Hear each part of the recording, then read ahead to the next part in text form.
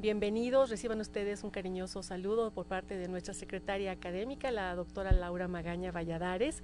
Y pues bueno, qué bien que están ustedes aquí. Saludamos muy afectuosamente a las personas que nos ven a través de videoconferencias, de las salas de videoconferencias que en esta ocasión está la Universidad Autónoma de Nuevo León. Como siempre, muy buenas tardes, muchas gracias por estar, y también a los participantes vía Webex.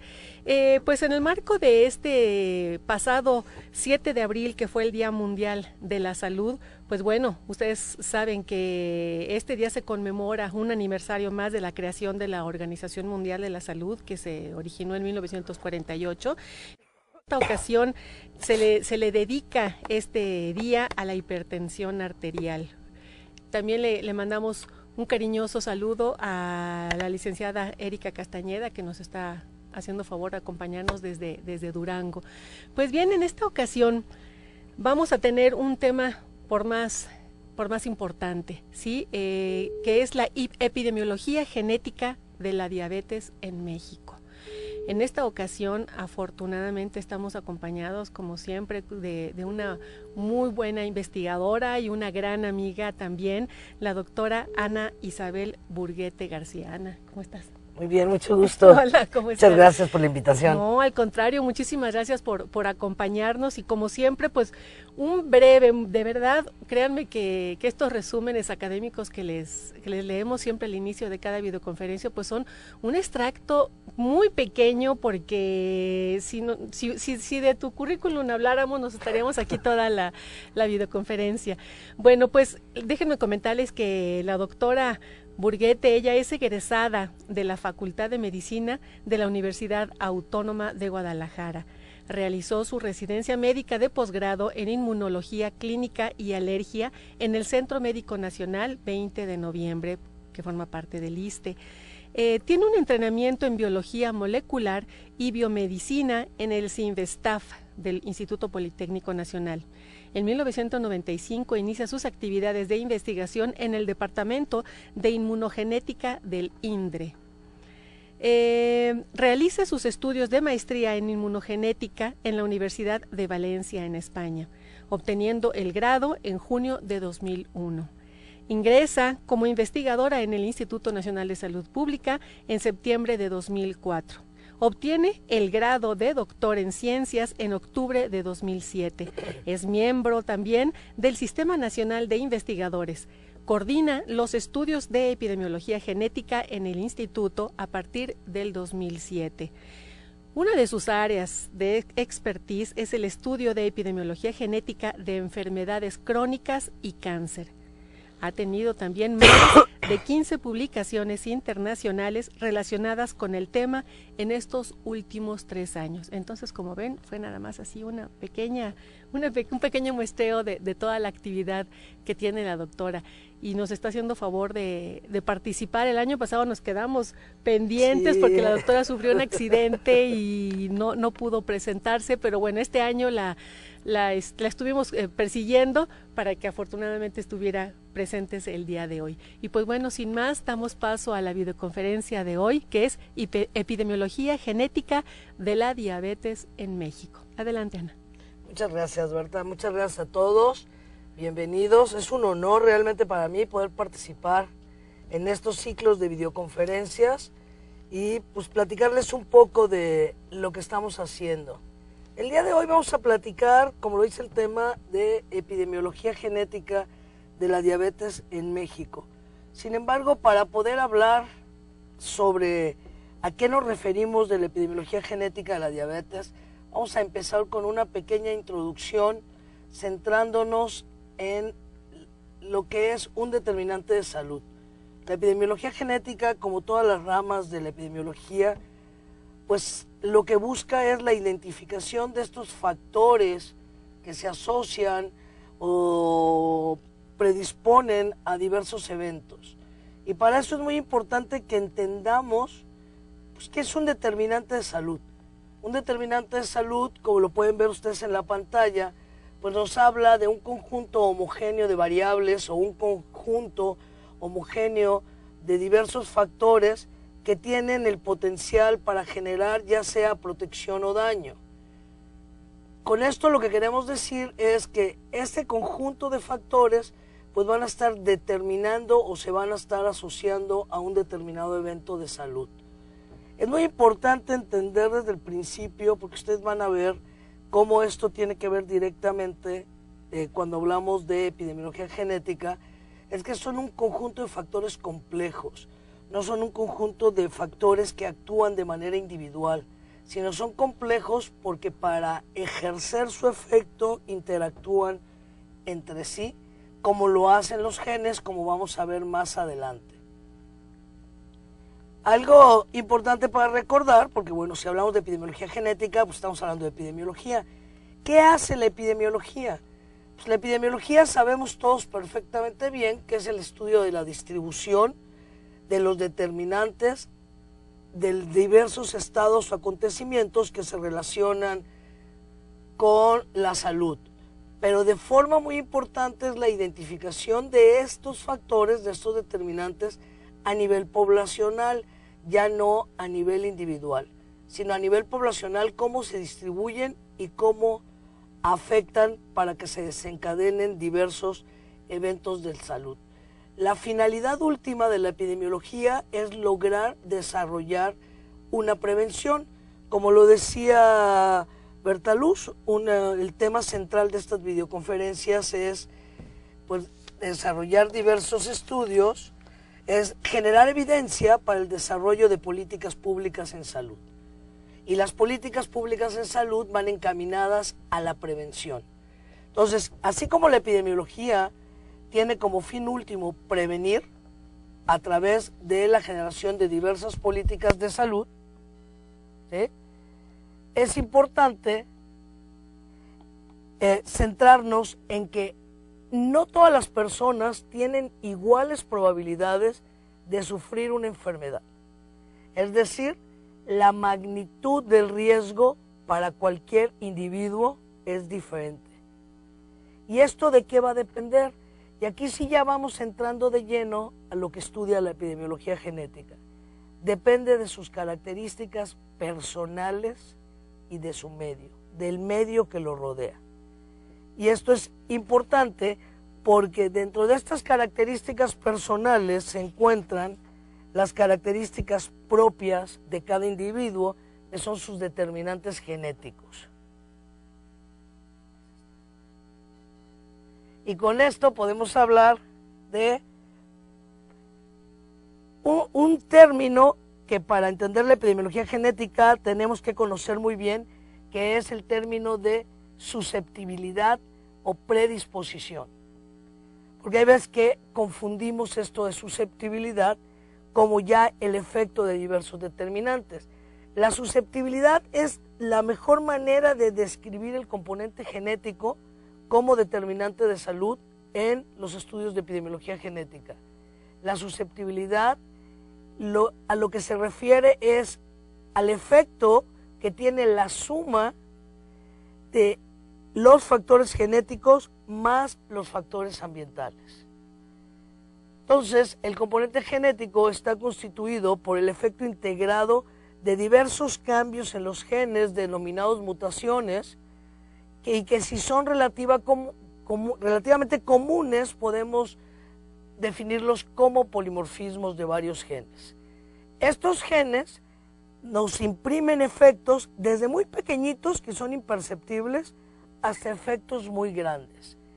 En la epidemiología genética, lo que nosotros estudiamos más profundamente es justamente estos efectos pequeñitos, no los grandes efectos. Los efectos pequeñitos que de manera individual pueden ser imperceptibles, pero sumando el efecto de diversos genes más los factores ambientales, como podría ser el estilo de vida, la dieta, la actividad física, el estrés, el lugar de residencia, al sumarlos todos generan un efecto aditivo de diferente magnitud y es lo que llamamos susceptibilidad a desarrollar un evento. Entonces es muy importante comprender la susceptibilidad, ya que al comprender la susceptibilidad como la suma o como el efecto aditivo de diferentes determinantes de salud, desde los genéticos que son propios del individuo hasta el medio que rodea a ese individuo y a esa población, pues nos va a proveer mejores instrumentos para que podamos comprender el papel crucial de los determinantes ambientales en los diferentes estados de salud e enfermedad. Y aquí me voy a detener un poquito porque esto a veces genera un poco así de complicación. Es decir, bueno, a ver, si nos está hablando de componentes genéticos, ¿por qué dice que el entenderlo nos va a proveer una mejor comprensión para los factores ambientales? Y aquí a lo que nos referimos es, para que haya un efecto, se requiere la interacción tanto de los factores ambientales como de los factores genéticos. Pero los factores genéticos reciben a su vez el nombre de variables o determinantes no modificables. Los factores ambientales nosotros tenemos la posibilidad de modificar. Si nosotros podemos disecar y entender bien los factores no modificables, que son los factores genéticos, nos va a poder, y conocemos el efecto o cómo interactúan con los factores ambientales, nos va a permitir entender mejor cómo estos factores ambientales se están asociando o están desencadenando los diferentes eventos de salud.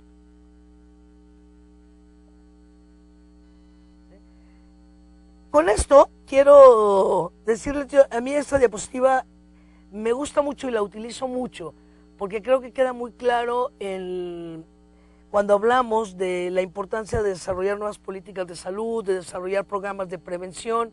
Cuando yo hablo de susceptibilidad genética, si bien es cierto que nacemos con esa información genética y nacemos con diferentes grados de susceptibilidad a diferentes eventos, es muy importante recordar que somos susceptibles, más nuestro destino de salud no está determinado. La susceptibilidad genética es una pieza del rompecabezas, pero no es todo el rompecabezas. El resto del rompecabezas nosotros lo vamos armando llevando estilos de vida no saludables, dietas inadecuadas,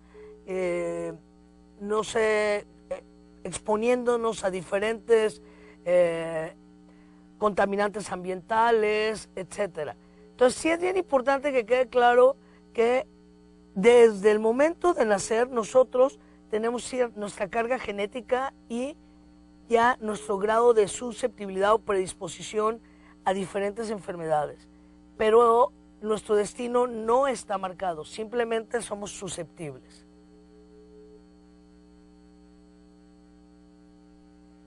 Ustedes se preguntarán, bueno, pero ¿por qué existen estos polimorfismos de susceptibilidad?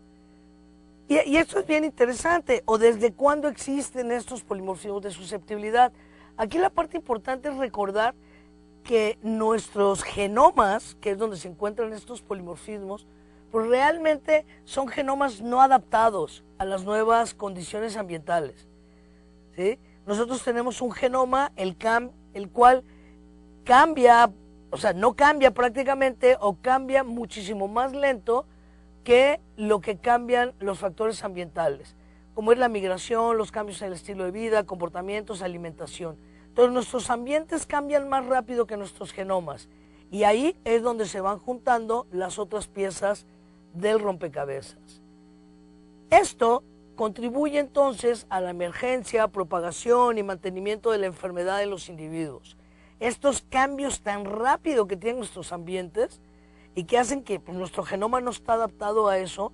Nosotros tenemos determinadas características genéticas, tenemos a nuestros genes que van a controlar nuestro metabolismo de los lípidos, de las grasas, de los carbohidratos, pero no son genomas que surgieron para una dieta rica en carbohidratos, una dieta basada en comida rápida o alta en grasas saturadas. Nuestros genomas realmente no están para eso. Por eso ahí yo menciono esa parte de que son genomas no adaptados, por ejemplo, a los nuevos hábitos alimenticios. Entonces nuestros ambientes cambian más rápido que nuestros genomas y pues eso hace que las piezas del rompecabezas se vayan juntando, se vayan uniendo y se desencadenen más problemas y por lo tanto enfermedades como diabetes, dislipidemias, hipertensión, osteoporosis, pues desafortunadamente cada vez más su prevalencia se está viendo incrementada.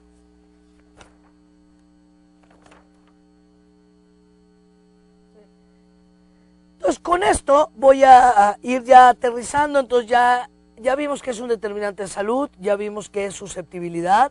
La susceptibilidad está determinada por los polimorfismos genéticos.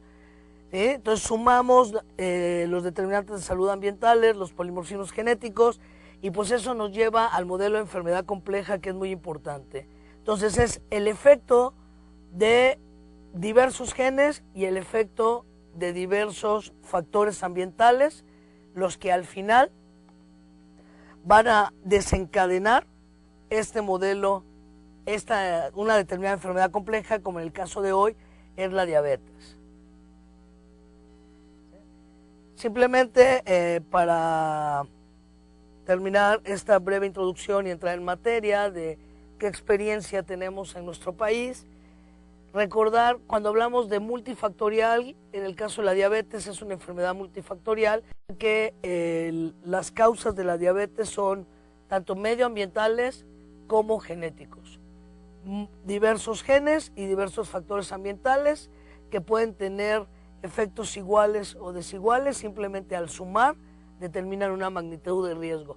Esto es muy importante porque si nos centramos en la diversidad, en la heterogeneidad clínica, por ejemplo, de los pacientes con diabetes, y entendemos esta condición de multifactorial, podemos entender por qué estos fenotipos son tan diversos siendo una misma enfermedad. Porque aunque tengan todos los mismos factores, el efecto en un paciente de alguno de los factores es diferente con el otro paciente. De ahí la importancia de abordar de esta manera multidisciplinaria desde los estudios poblacionales para tratar de identificar toda esta gran diversidad de factores que pueden estar participando en el incremento de la prevalencia de la diabetes. Y cuando hablamos de umbral, estamos hablando, es un atributo. Y esto es lo que ya hacemos, lo que estamos valorando con el umbral es realmente la magnitud del riesgo. Porque un individuo es más susceptible o menos susceptible a padecer la enfermedad. Y ahorita que veamos lo de la diabetes, se los voy a explicar un poquito más claro.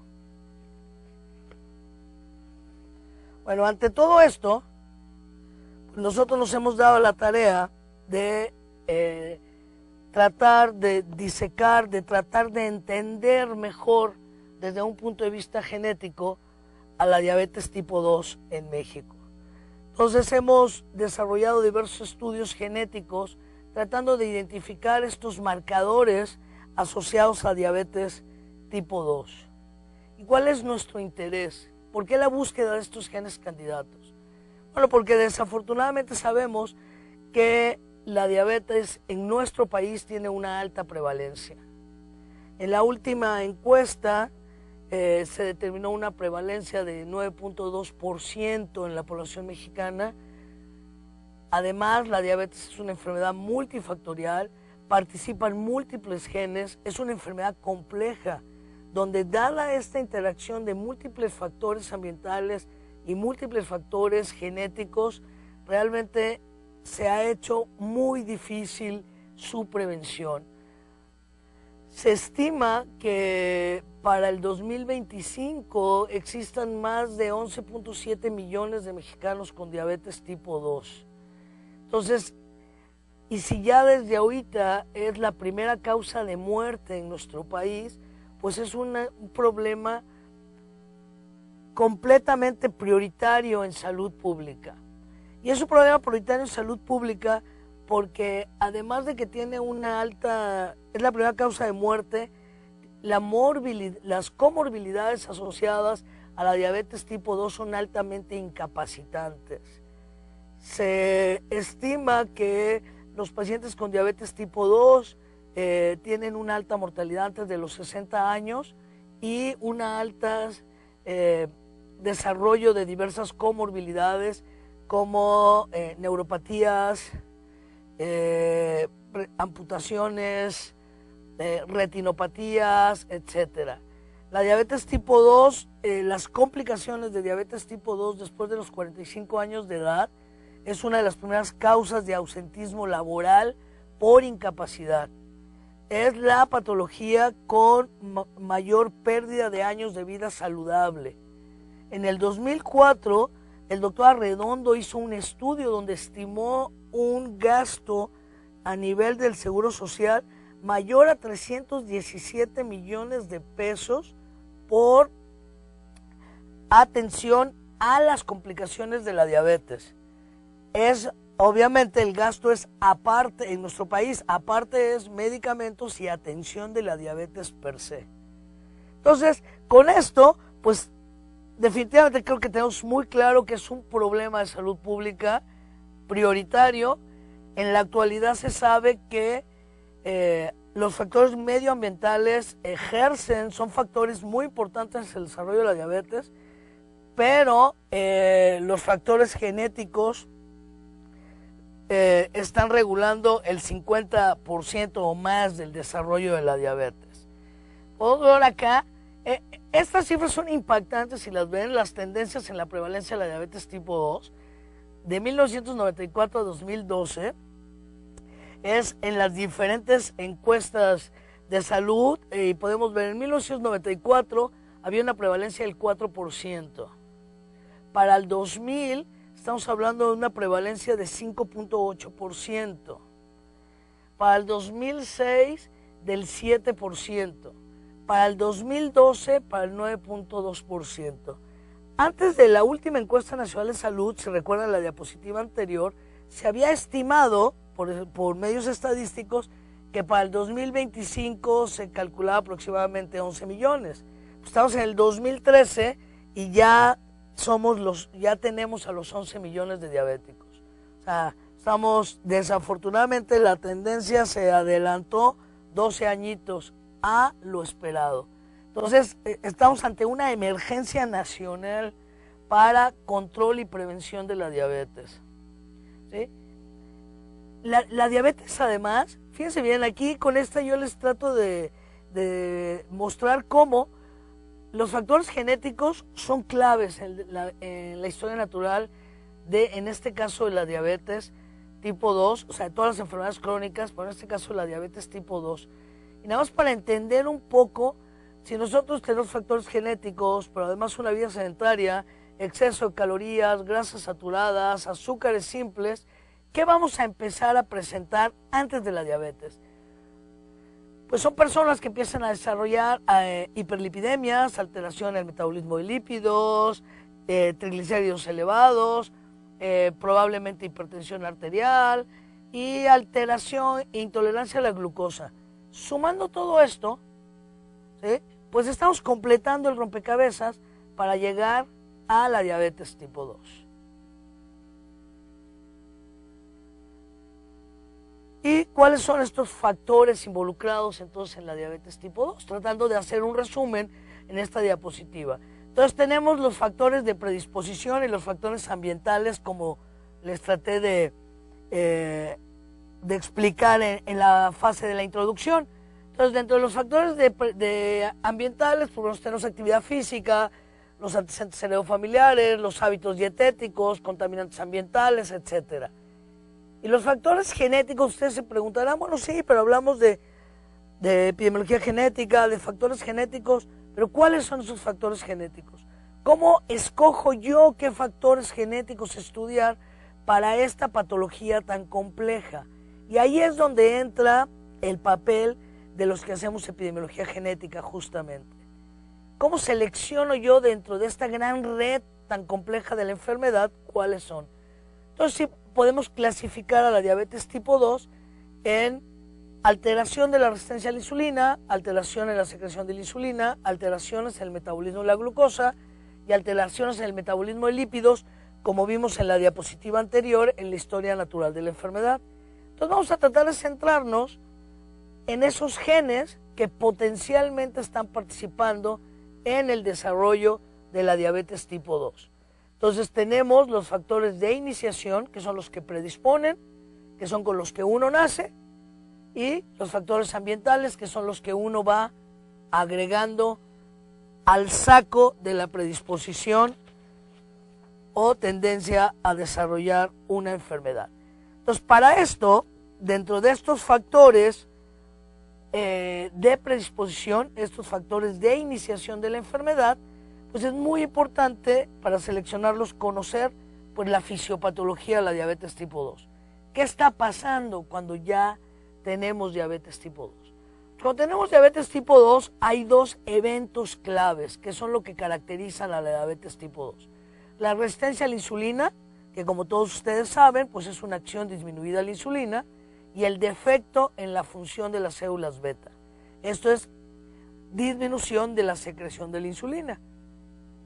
Entonces, estos son los eventos claves para que haya, si yo tengo ya sea acción disminuida o tengo disminución de la secreción, lo que está ocurriendo es que va a haber un menor ingreso de la glucosa a la célula por un lado, y por otro lado puede haber un incremento en la producción de glucosa hepática, y por ambos mecanismos lo que va a hacer es que se mantenga la glucosa elevada en mi torrente sanguíneo, que es lo que caracteriza a la diabetes tipo 2.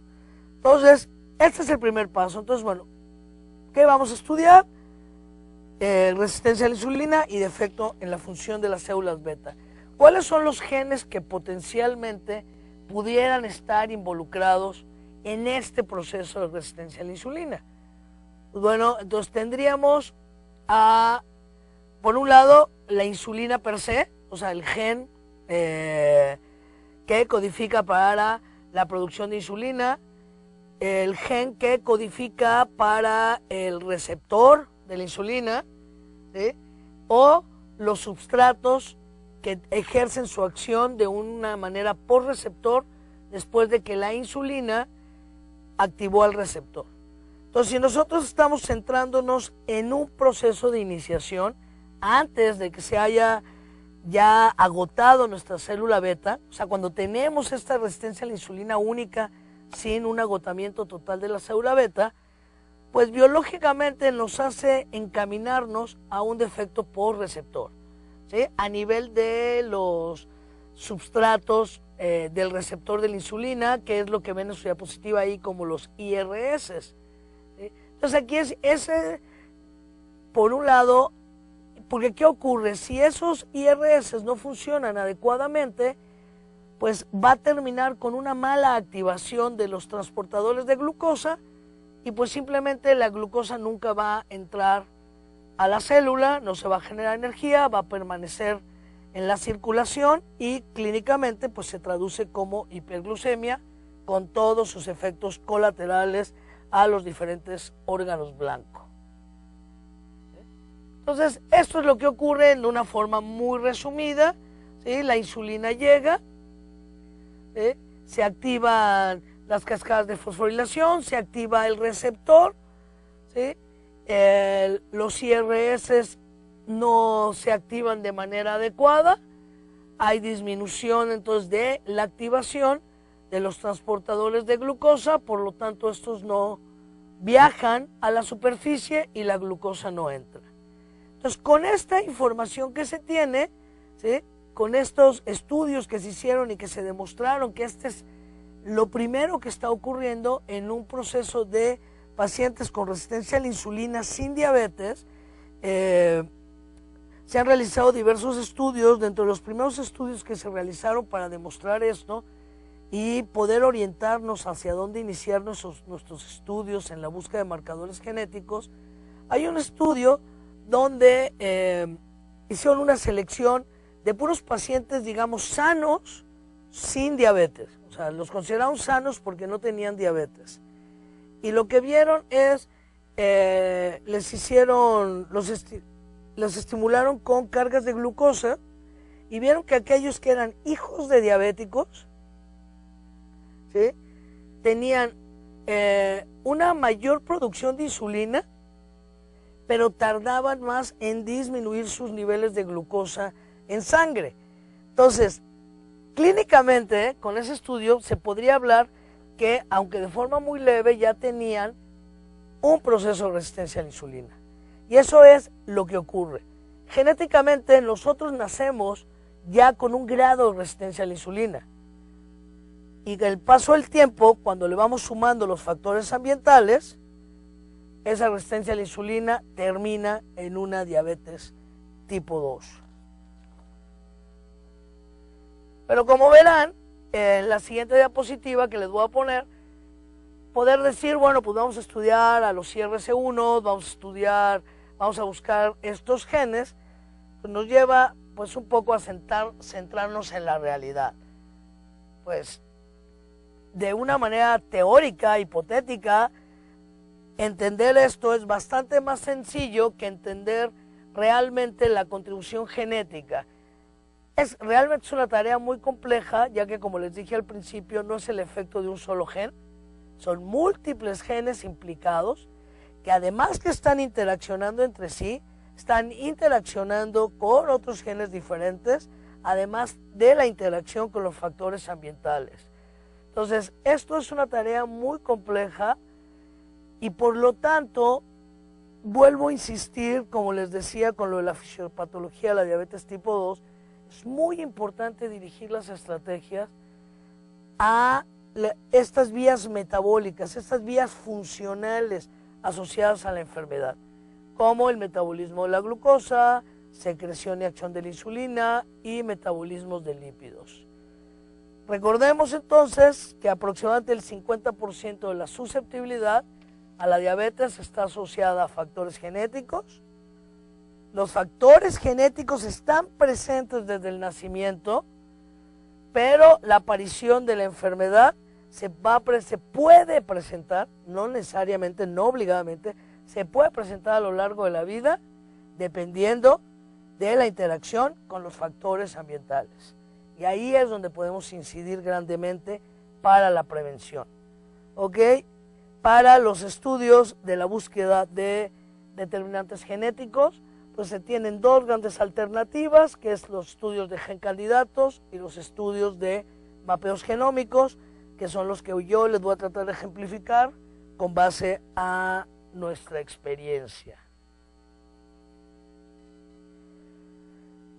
Dentro de los primeros estudios que tenemos, o dentro de las líneas que tenemos, tenemos el estudio que realizamos en aquellos participantes de la Encuesta Nacional de Salud 2000, en el cual pues nos basamos en el diseño muestral de la encuesta, que como muchos de ustedes saben fue un diseño probabilístico, polietápico, estratificado y de conglomerados, con un tamaño de muestras de aproximadamente 1.470 viviendas por estado, con un total, ahí se comió un número, son 11.470 viviendas por estado, con un total de 47.040 viviendas a nivel nacional, más o menos. De ahí, ¿cómo hicimos la selección de nuestros pacientes? Pues bueno, ahí se seleccionaron aproximadamente 14 municipios por estado. De esos municipios, 3 manzanas, 7 viviendas por cada manzana, para que todos tuvieran igual probabilidad. Y de cada vivienda se seleccionó a un individuo mayor a 20 años de edad, o sea, que estuviera en la casa al momento de la encuesta. Con esto, nuestra población blanco queda conformada de 38.296 sujetos de 20 años o mayores, ¿sí? Y que aceptaron participar en la encuesta. De estos 38.000 fueron 35.232. Esa es toda la población de la Encuesta Nacional de Salud 2000. Para este estudio de asociación genética o de gen candidato, ¿sí? Que aquí, bueno, aquí creo que me estoy saltando, es cuando nosotros, ¿en qué se caracteriza un estudio de gen candidato? Un estudio de gen candidato se caracteriza en que tratas de disecar metabólicamente la enfermedad, buscas cuáles son estas vías metabólicas que están potencialmente involucradas y cuáles son los genes que potencialmente están regulando estas vías metabólicas. Y de ahí, desde el punto de vista funcional, inicias la selección de los genes que vas a estudiar para una determinada enfermedad. A estos 35.000 mayores de 20 años, nosotros pusimos algunos criterios de restricción, que era que tuvieran una edad mayor o igual a 35 años, y un índice de masa corporal menor a 25. De todos estos que participaron, ustedes se preguntarán por qué mayor o igual a 35 años para tratar de evitar la confusión o pacientes con otros tipos de diabetes que no fuera la diabetes tipo 2 clásica del adulto. Y un IMC menor a 25 para tratar de evitar el efecto de aquellos de la obesidad, de aquellos genes que participan tanto en diabetes como en obesidad. Queríamos evaluar el efecto directamente de estos genes sobre involucrados a la resistencia a la insulina. El IMC o el índice de masa corporal menor a 25, también ustedes se preguntarán ahorita, bueno, sabemos que la diabetes tiene un efecto que los pacientes después de un determinado tiempo pueden perder peso o pierden peso, ¿sí? Estos pacientes, una de las maneras que se les seleccionó es que nunca antes habían sido obesos ni con sobrepeso, siempre habían sido delgados, y además otro de los criterios es que todos ellos tuvieran menos de 10 años de evolución de la diabetes. O sea, que su diabetes hubiera empezado, consideremos un paciente de 35 años que haya participado, su diabetes empezó después de los 25. O sea, el efecto sobre la masa corporal todavía no era perceptible. Entonces eran pacientes que eran delgados per se, no por la diabetes. Con esto conformamos una población de estudio donde encontramos 444 casos de diabetes con índice de masa corporal menor a 25, mayor a 35 años, para los que mediante un proceso de pareamiento por edad se eligieron 1.127 controles, que cumplían con todos los criterios, excepto la diabetes. La selección se hizo por números aleatorios, de acuerdo a la fracción de muestreo de los casos, etcétera, quedando conformada nuestra población de 888 individuos, pareados uno a uno, casos y controles. ¿Y qué es lo que hicimos aquí? Entonces aquí lo que hicimos, mediante técnicas de biología molecular, lo que hicimos fue evaluar esos 4 polimorfismos del gen IRC1 que ven ustedes enmarcados en el cuadro en amarillo. Y aquí nuestros resultados, ¿cuál fue nuestra sorpresa? Nuestros resultados es que encontramos una asociación realmente importante con uno de los polimorfismos que ustedes ven ahí, que es la variante glicina 972 arginina. ¿Qué es lo que vemos en nuestros resultados en la gráfica? Además de que, como pueden ver, fue altamente significativo, nosotros podemos observar que obtuvimos una razón de momios de 2.91. Pero eso es muy técnico. Eso realmente, ¿qué significa? ¿Sí? Que aquellos portadores de esta variante, de la variante glicina 972 arginina, y estoy hablando, y vamos a verlo más adelante, de aquella persona que no tiene diabetes, pero es portador de esta variante, independientemente del factor de riesgo obesidad, ya tiene prácticamente 3 veces más posibilidades o es 3 veces más susceptible de desarrollar diabetes que aquellos que no lo son.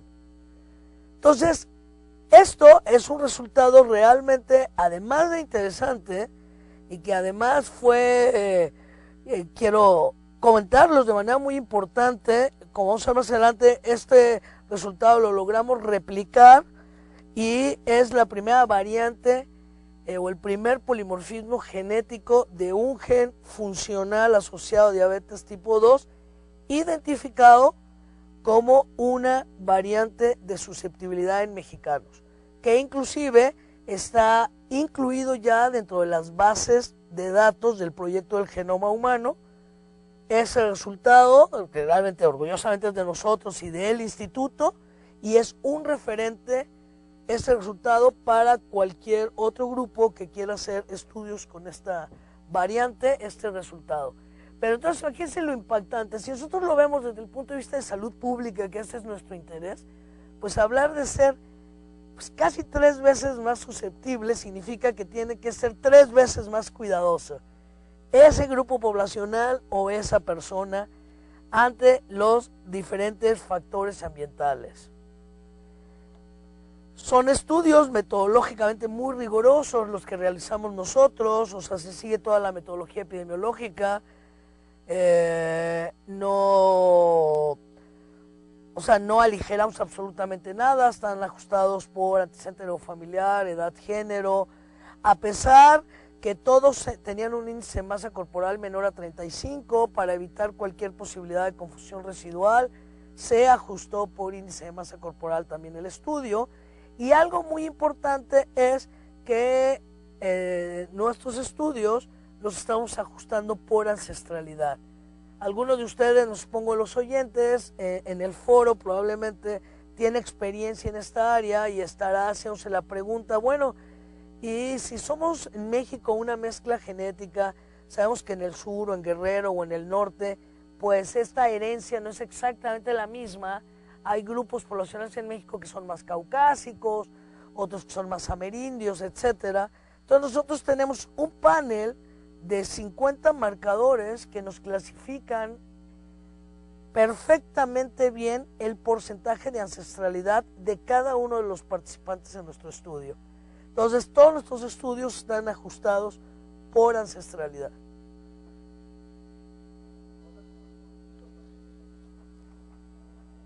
¿Quién habla? Ok.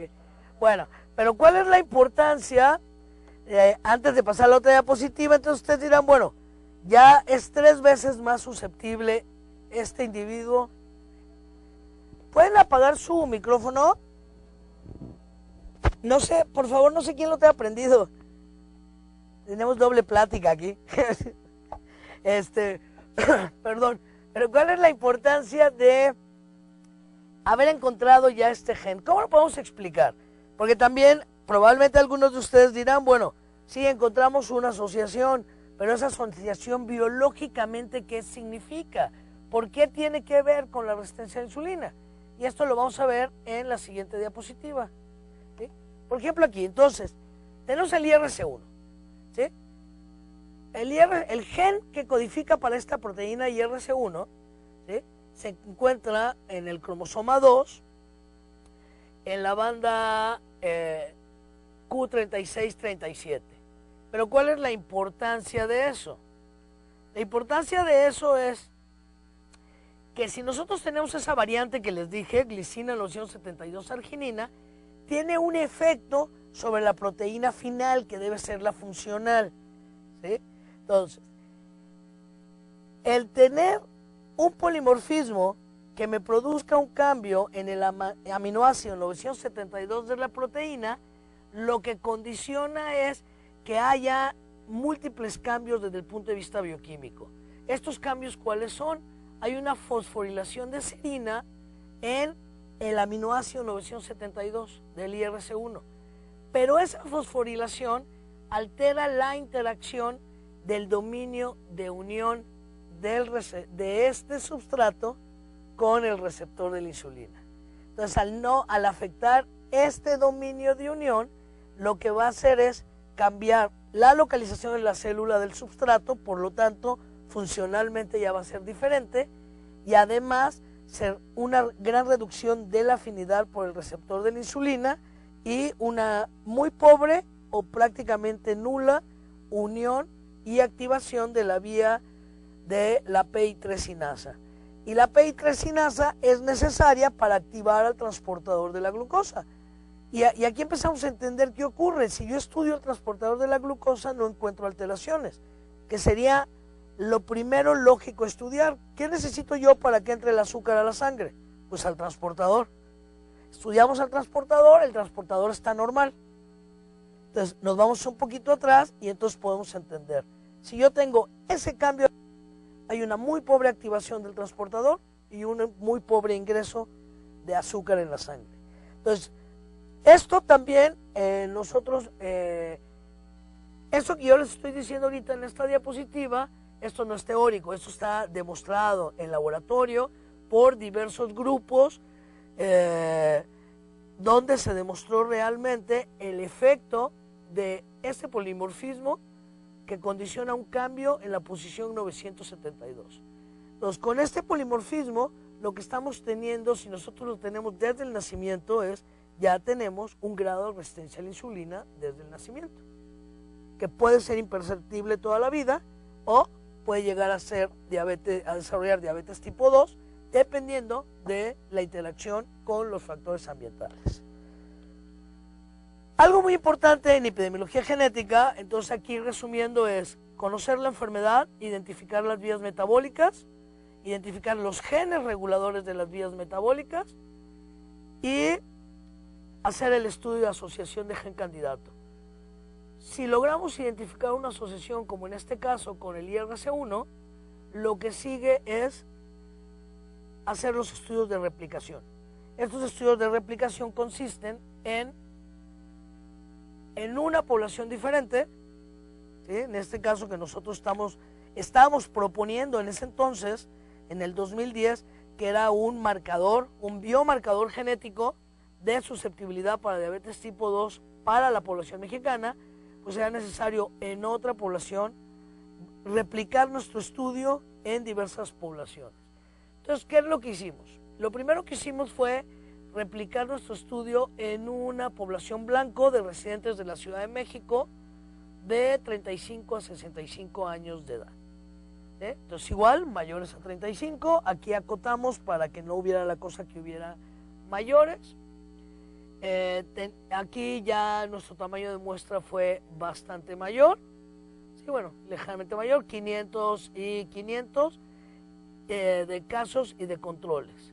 Se les hizo aquí un perfil bioquímico completo, ¿sí? Que incluía glucosa, insulina, para poder hacer el cálculo de resistencia a la insulina, que en caso de la encuesta solo teníamos el diagnóstico de diabetes. Aquí ya nos fuimos a confirmar clínicamente a los pacientes y además se les hizo perfil lipídico completo, además de antropometría, etcétera.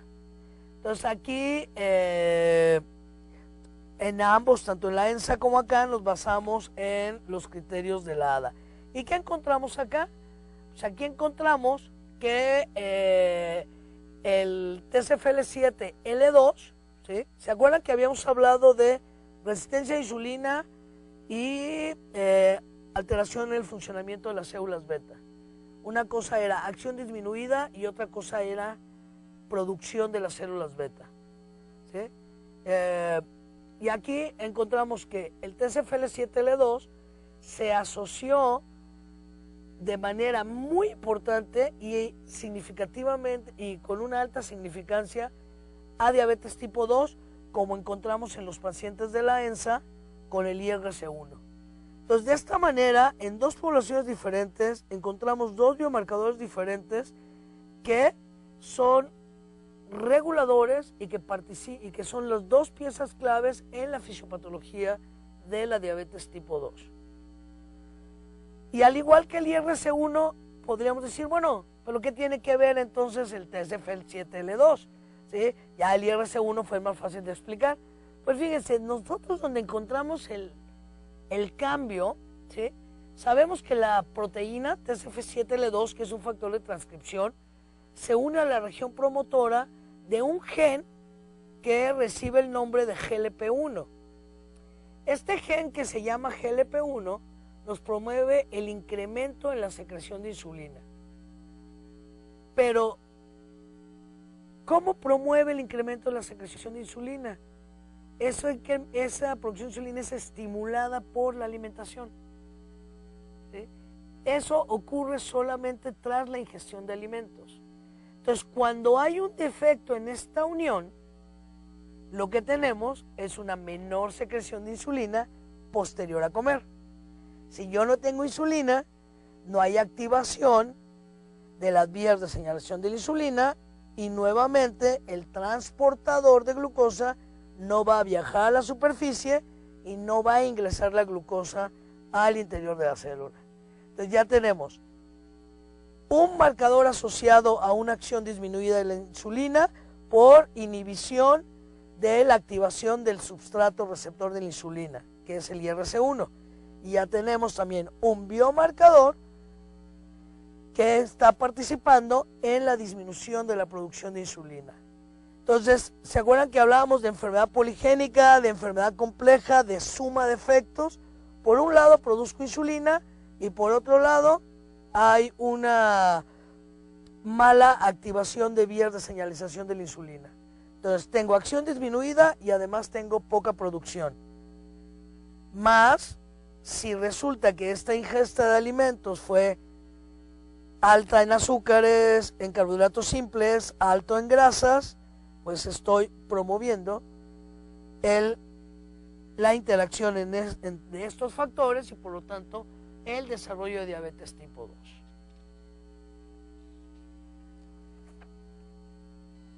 Ahora sí, voy al estudio de replicación que me había adelantado un poquito en la conferencia. ¿Cómo estaban? Retomando un poquito para no confundirlos. Entonces, en la encuesta identificamos al marcador de resistencia a la insulina asociada a una acción disminuida. En la población del Distrito Federal identificamos el biomarcador asociado a una pobre o una disminución de la producción de la insulina.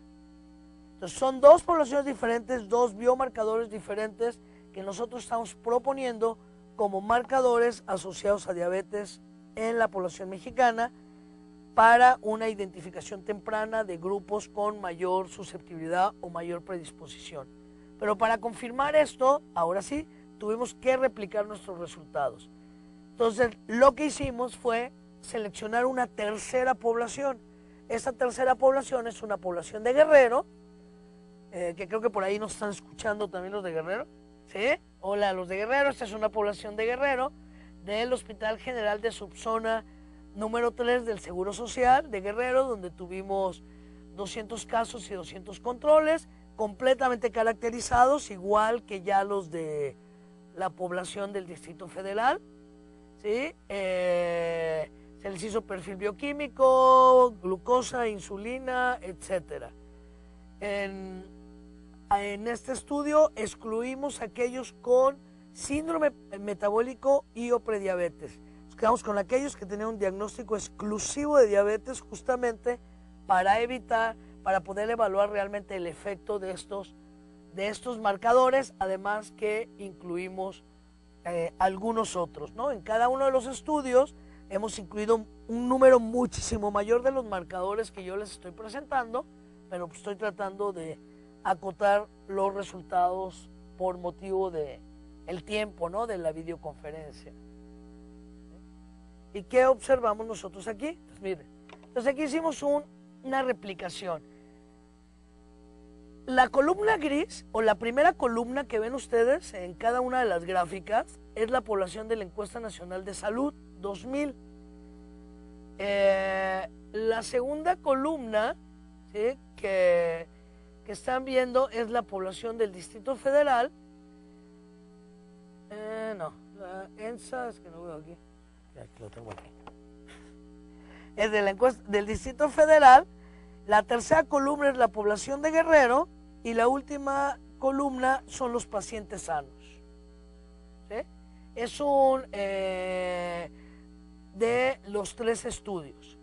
Nosotros vamos a observar, entonces vamos a irnos a la primera gráfica, por favor, donde estamos observando el estudio del IRC1.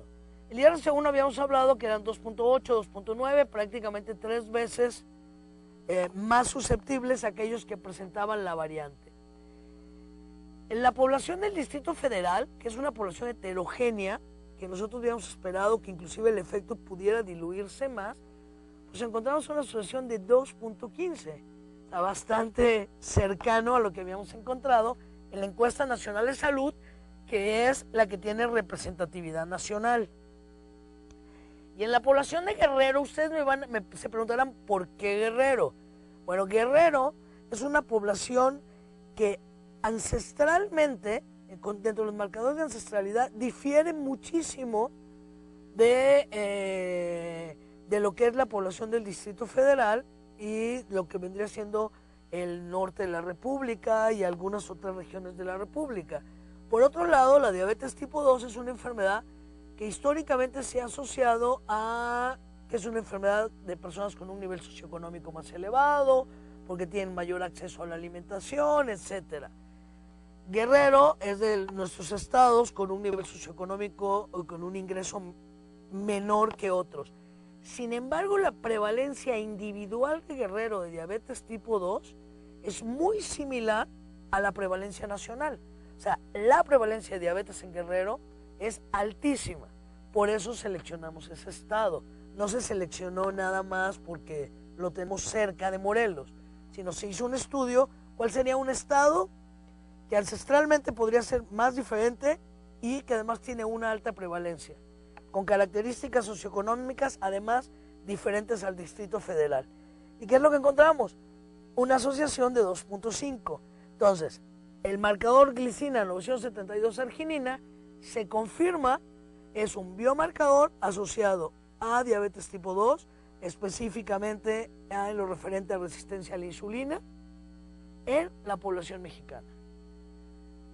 Por otro lado, nos vamos a los dos polimorfismos del TCF7L2 o factor de transcripción 7 y tenemos también la distribución de las poblaciones y encontramos que en la ENSA encontramos una asociación de 1.83, estoy hablando de la última gráfica, en el Distrito Federal 1.87 y en Guerrero 1.93. Es prácticamente lo mismo.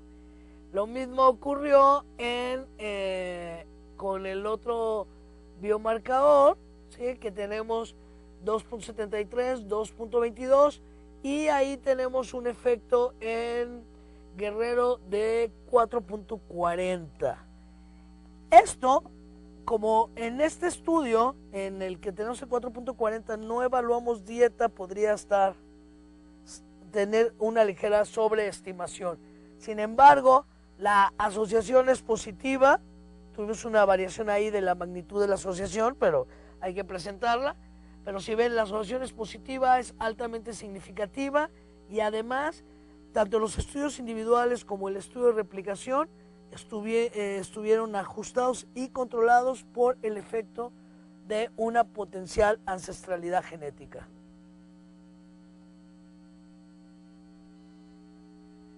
Además, con esto que les voy a presentar acá, esta tablita, lo que les quiero demostrar es esta. ¿Se acuerdan que les dije que era complejo y cómo los genes interactuaban en aquella diapositiva de las bolitas al principio de la videoconferencia, que era gen 1, gen 2, gen 3 y diversos factores ambientales? Con esto demostramos justamente cómo el efecto aditivo de los diversos polimorfismos genéticos. Entonces, ustedes pueden ver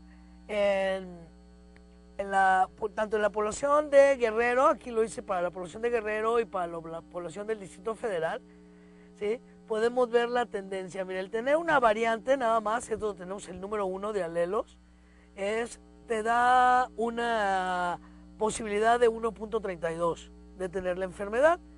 En Guerrero, 1.16, 1.24 en el DF y 1.16 cuando hicimos un pool de las dos poblaciones, ya considerándolas, ajustando por ancestralidad y juntando todas las muestras para ver qué pasaba. Al combinarlas, pues estamos tratando de ver realmente ya el efecto en una población mexicana heterogénea como es nuestro país, ajustando por ancestralidad. Si tenemos dos variantes, ¿se acuerdan que son tres variantes? Si tenemos dos, tenemos una posibilidad de 1.28 y de 1.95 en ambas poblaciones. Si tenemos las tres, tenemos una posibilidad de 3.63. Si tenemos ambas, en la población de Guerrero, 2.26 en la Ciudad de México y alrededor de 2 en ambas poblaciones. Entonces, con esto confirmamos este efecto aditivo de diversos genes, ¿sí? Lo que nos lleva a recordar la definición de enfermedad compleja. Interacción gen-gen, interacción gen-gen-ambiente.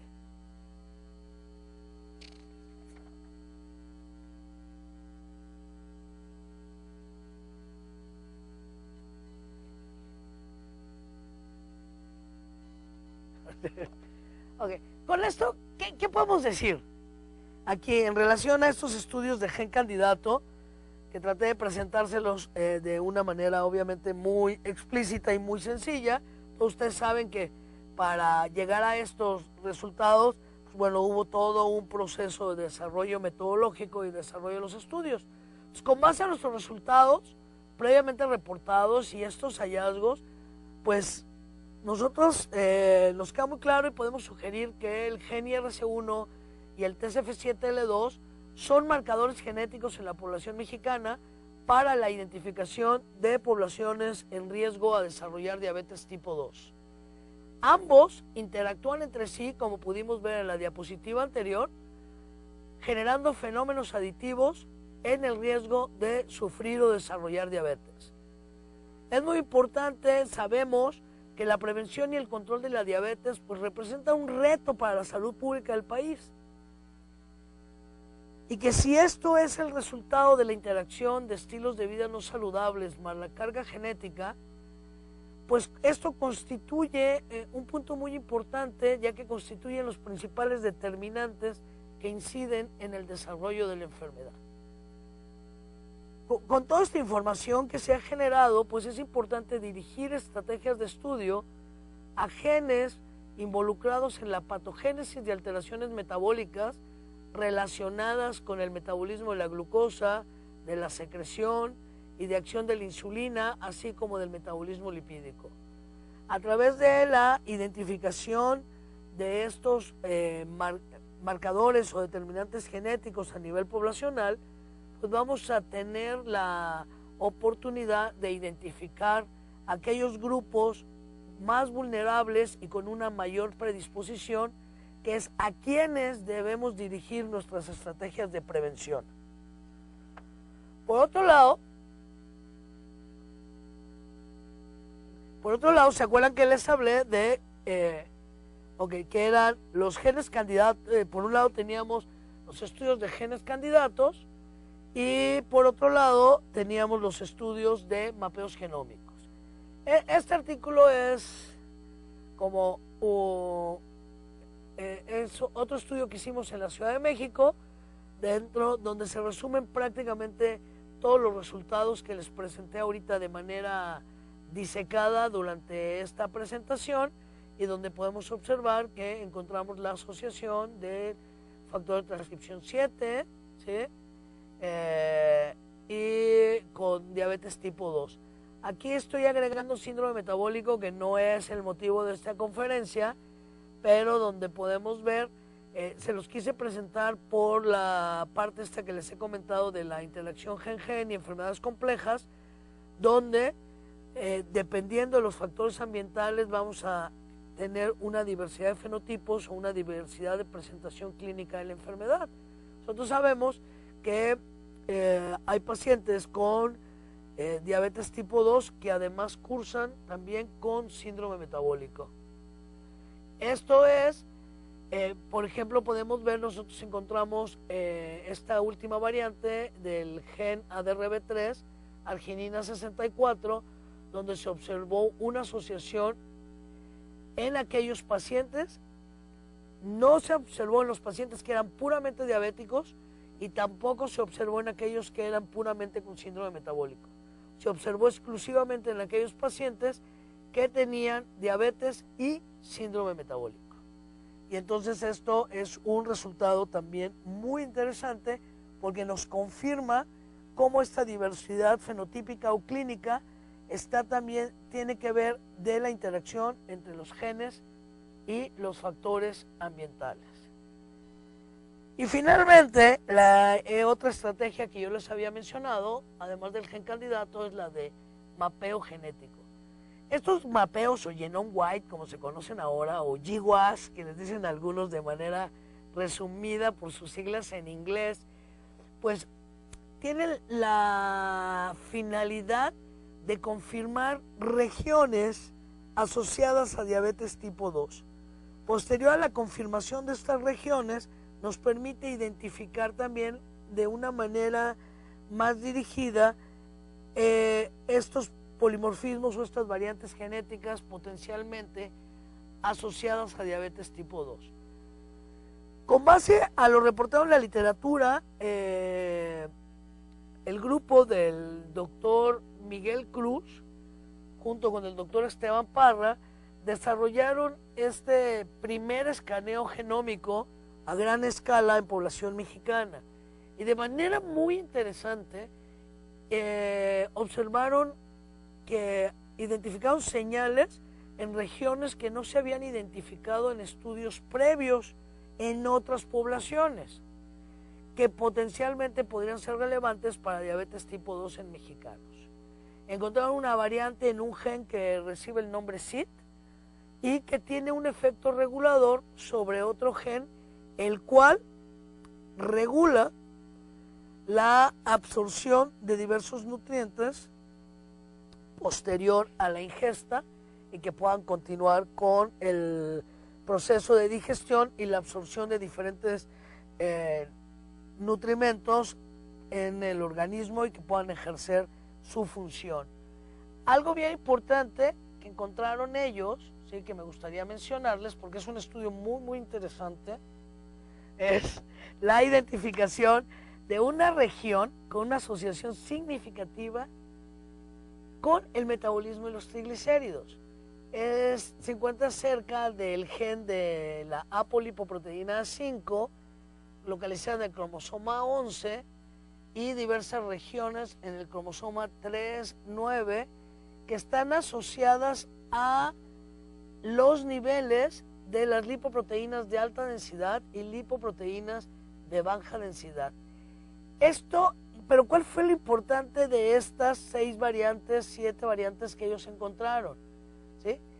Que de lo reportado en europeos, en un estudio de mapeo genómico idéntico al que ellos realizaron, menos del 10% de lo encontrado en europeos se logró replicar en mexicanos, identificando otras variantes asociadas a diabetes tipo 2 en mexicanos.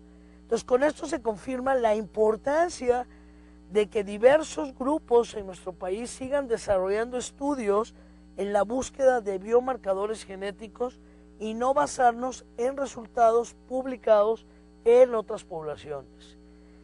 Aquí sí me gustaría mencionar lo siguiente, que me parece a mí muy importante, es justamente la experiencia que nosotros tuvimos con el IRC1. El IRC1 se había propuesto como un biomarcador importante para diabetes tipo 2 en años antes que nosotros hiciéramos el estudio.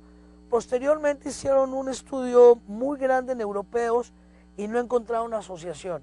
De hecho, hay una publicación donde dicen que esa variante no se asocia con diabetes tipo 2, pero los estudios experimentales decían otra cosa, los estudios clínicos decían otra cosa, por lo que nosotros dijimos, no, bueno, vamos a estudiarlo nuevamente, y ustedes pudieron ver los resultados, y conseguimos una asociación, y no solamente logramos identificar esta asociación altamente significativa, sino que también replicamos el estudio.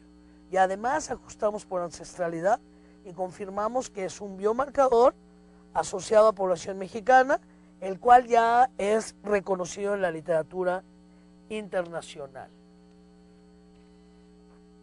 Con todo esto, pues, ¿cuál es la importancia de hacer esto en salud pública?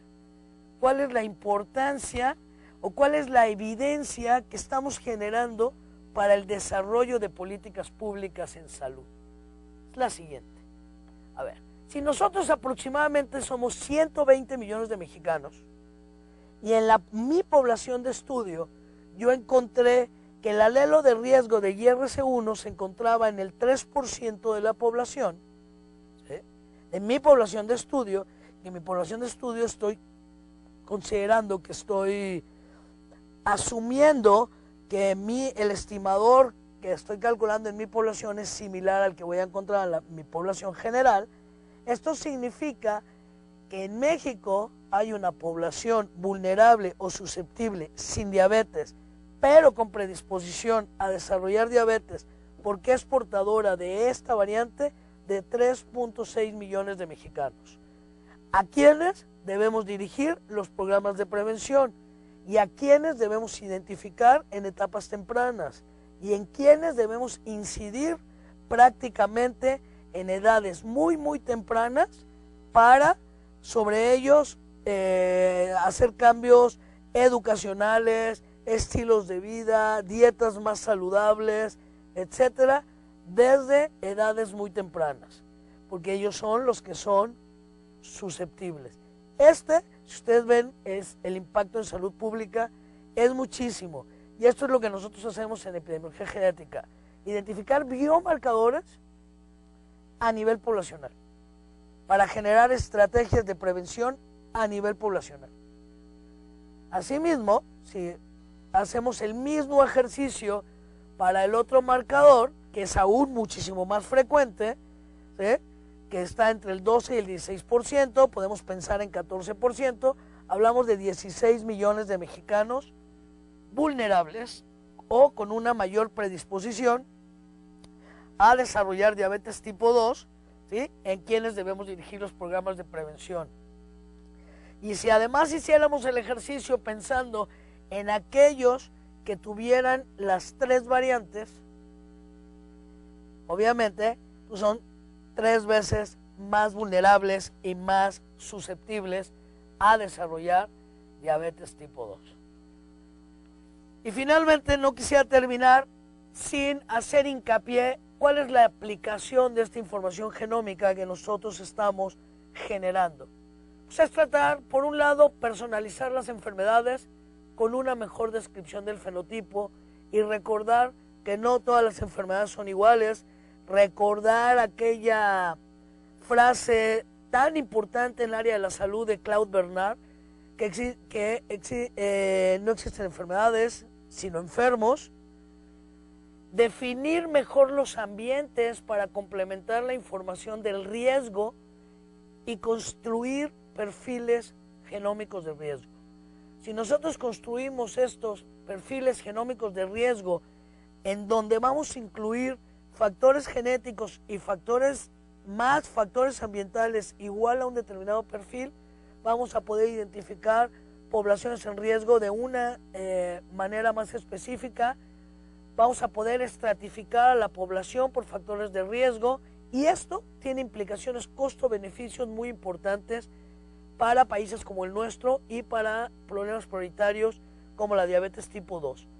Al estratificar a la población por factores de riesgo, estas medidas de prevención también van a poder tener una mejor distribución con un impacto costo-beneficio, menor costo, mayor beneficio.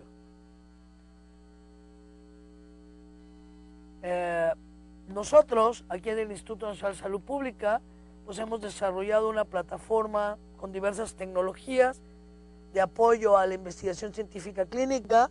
El objetivo que tenemos con estos estudios que les presenté y con muchos otros es promover y desarrollar investigación sobre la diversidad genética y genómica en relación con la salud en general, tratar de entender mejor la génesis de la enfermedad y su tratamiento, identificar genes de enfermedades complejas y sobre todo disecar el papel de los factores ambientales, sociales, dietéticos y de estilo de vida en las diferentes enfermedades complejas. Obviamente todo esto no se puede hacer sola. Estos son todos los grupos con los que colaboramos intensamente, del Centro Médico Nacional, la Universidad de Toronto, el Centro Médico Nacional del Siglo XXI, el Instituto Pasteur, el CIMBESTAB, nuestro instituto, el Instituto Nacional de Salud Pública, etcétera. Muchas gracias.